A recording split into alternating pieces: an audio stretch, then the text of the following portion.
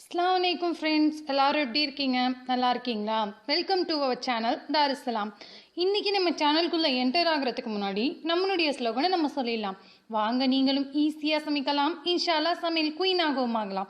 இன்னைக்கு நம்ம பார்க்க போகிற ரெசிபி என்ன அப்படின்னா ரொம்பவே சுவையான வாழைப்பூ வடை எப்படி செய்யறதுன்னு தான் ஃப்ரெண்ட்ஸ் பார்க்க போகிறோம். இன்னைக்கு எங்கள் வீட்டு வாழை மரத்தில் ஒரு வாழைப்பூ காய்ச்சிச்சு. அந்த வாழைப்பூவை வச்சு எப்படி வாழைப்பூ வடை செய்கிறதுன்னு இன்னைக்கு நான் உங்களுக்கு சொல்ல போகிறேன். இதை செய்கிறதுக்காக நான் 1 கப் கடலைப்பருப்பு எடுத்திருக்கேன், 1/4 கப் துவரம் பருப்பு எடுத்திருக்கேன். இப்போ இது கூடவே 6லிருந்து 8 காஞ்ச மிளகாய் நான் எடுத்திருக்கேன். இப்போ இது மூணுத்தையுமே நம்ம ஒரு அரை மணி நேரம் தண்ணியில் ஊறுற அளவுக்கு நம்ம வைக்க போகிறோம். இந்த கடலை பருப்பு, துவரம் பருப்பு, காஞ்ச மிளகாய் இது எல்லாமே நம்மளுக்கு ஒரு அரை மணி நேரம் நல்லா தண்ணியில் ஊறி இருக்கணும் ஃப்ரெண்ட்ஸ். அப்போ தான் நம்மளுடைய வடை ரொம்பவே சுவையாக வரும். அது அரை மணி நேரம் ஊறுறதுக்குள்ளே நம்ம இந்த வாழைப்பூவை நல்லா சுத்தம் செஞ்சுக்க போகிறோம். அதுக்கு முதல்ல நம்ம கையில் நல்லா எண்ணெய்களை தடவிக்கலாம். நம்ம அப்படி செய்யும் போது நம்மளுடைய கை அதில் பிசு பிசுன்னு ஒட்டாது. இப்போ வாழைப்பூவை நம்ம தனியாக வெட்டி எடுத்துக்க போகிறோம். அந்த மேலே உள்ள மஞ்சள் கலரில் உள்ள அந்த பூ இருக்கிற இடத்த நல்லா நம்ம கையில் வச்சு கசக்கிக்கலாம்.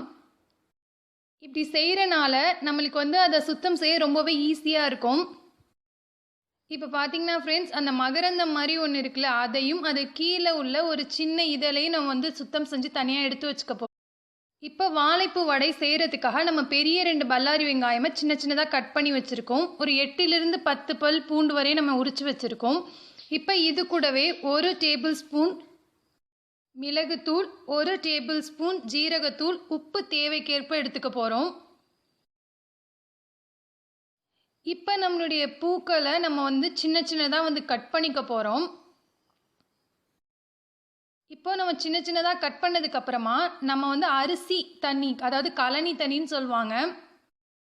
இப்போ இந்த தண்ணியில் நம்ம வாழைப்பூவை சின்ன சின்னதாக கட் பண்ணிக்க போகிறோம். இதில் கொஞ்சோன்னு உப்பு சேர்த்து நம்ம ஒரு 10 நிமிஷம் வச்சுக்க போகிறோம். இந்த மாதிரி நம்ம கழனி தண்ணியில் நம்மளுடைய வாழைப்பூவை போட்டு கொஞ்சோன்னு உப்பு போடுறதுனால நம்மளுடைய வாழைப்பூ நம்மளுக்கு கருத்து போகாமல் இருக்கும். அதுக்காக தான் ஃப்ரெண்ட்ஸ் இந்த மாதிரி பண்ணுறோம். இப்போ எல்லாத்தையும் நல்லா மிக்ஸ் பண்ணிவிட்டு ஒரு 10 நிமிஷம் இப்படியே வைக்க போகிறோம்.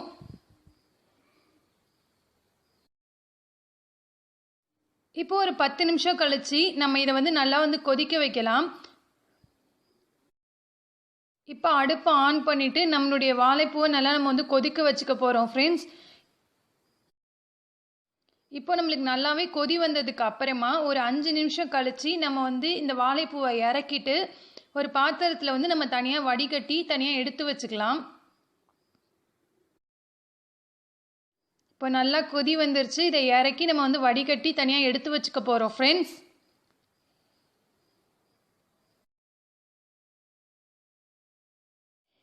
இப்போ நம்மளுடைய மிக்சியில் நல்லா நம்மளுக்கு அரை மணி நேரம் ஊறி இருக்கக்கூடிய இந்த துவரம் பருப்பு, கடலை பருப்பு, காஞ்ச மிளகாவை போட்டுக்க போகிறோம்.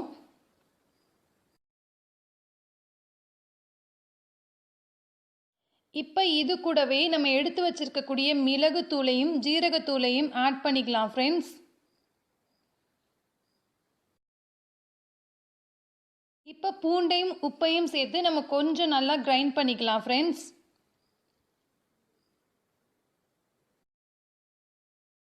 இப்போ நம்மளுடைய வாழைப்பூ வடைக்கு தேவையான அந்த மிக்ஸ் நல்லாவே ரெடி ஆயாச்சு ஃப்ரெண்ட்ஸ். இப்போ இதை ஒரு பாத்திரத்தில் நம்ம மாற்றிட்டு திரும்ப அதே மிக்சியில் நம்ம வாழைப்பூவையும் கொஞ்சம் போட்டு நல்லா கிரைண்ட் பண்ணிக்க போகிறோம். இப்போ எல்லா வாழைப்பூவுமே நம்ம நல்லா அரைச்சிக்கிட்ட பிறகு அந்த எடுத்து வச்சிருக்கக்கூடிய அதே மிக்ஸில் நம்ம இந்த வாழைப்பூவையும் நம்ம ஆட் பண்ணிக்கலாம் ஃப்ரெண்ட்ஸ். இப்போ இது கூடவே நம்ம சின்னதாக நறுக்கி வச்சிருக்கக்கூடிய வெங்காயத்தையும் ஆட் பண்ணிக்க போகிறோம். ப்ளஸ் இது கூடவே கருவேப்பிலையும் ஆட் பண்ணிக்க போகிறோம். நீங்கள் மல்லி புதினா ஆட் பண்ணிக்கிட்டாலுமே ரொம்ப டேஸ்ட்டாக இருக்கும். இப்போ இது எல்லாத்தையும் சேர்த்து நல்லா நம்ம பிசைஞ்சு வடைக்கு ஏற்றது போல் நம்ம உருண்டை போட்டுக்கலாம். இப்போ நம்மளுடைய வாழைப்பூ வடைக்கு உள்ள மாவு நம்மளுக்கு ரொம்பவே அருமையாக ரெடி ஆயிடுச்சு ஃப்ரெண்ட்ஸ். இப்போ அடுத்ததாக நம்ம ஒரு கடாயில் நல்லா எண்ணெயை சூடு பண்ணிக்க போகிறோம்.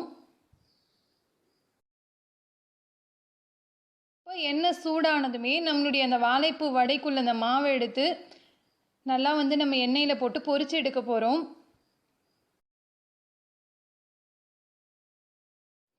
இப்போ ஒரு சைட் கொஞ்சம் நல்லா வெந்ததுக்கு அப்புறமா நம்ம இன்னொரு சைட் திருப்பி போட்டுக்கலாம்.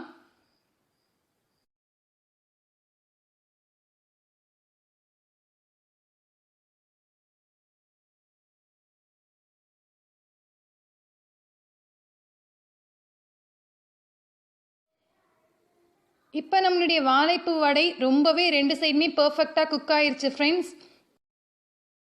அவ்வளோதான் ஃப்ரெண்ட்ஸ், ரொம்பவே சுவையான வாழைப்பூ வடை இப்போ எங்கள் வீட்லேயும் ரெடி ஆயிடுச்சு. இன்ஷா அல்லாஹ் நீங்களும் ட்ரை பண்ணி பாருங்கள். உங்கள் வீட்டில் உள்ளவங்களுக்கும் சர்வ் பண்ணுங்கள். நிச்சயமாக அவங்களுக்கும் இது ரொம்பவே பிடிக்கும். ட்ரை பண்ணி பார்த்துட்டு எப்படி இருந்துச்சுன்னு சொல்லுங்கள் ஃப்ரெண்ட்ஸ். அஸ்ஸலாமு அலைக்கும்.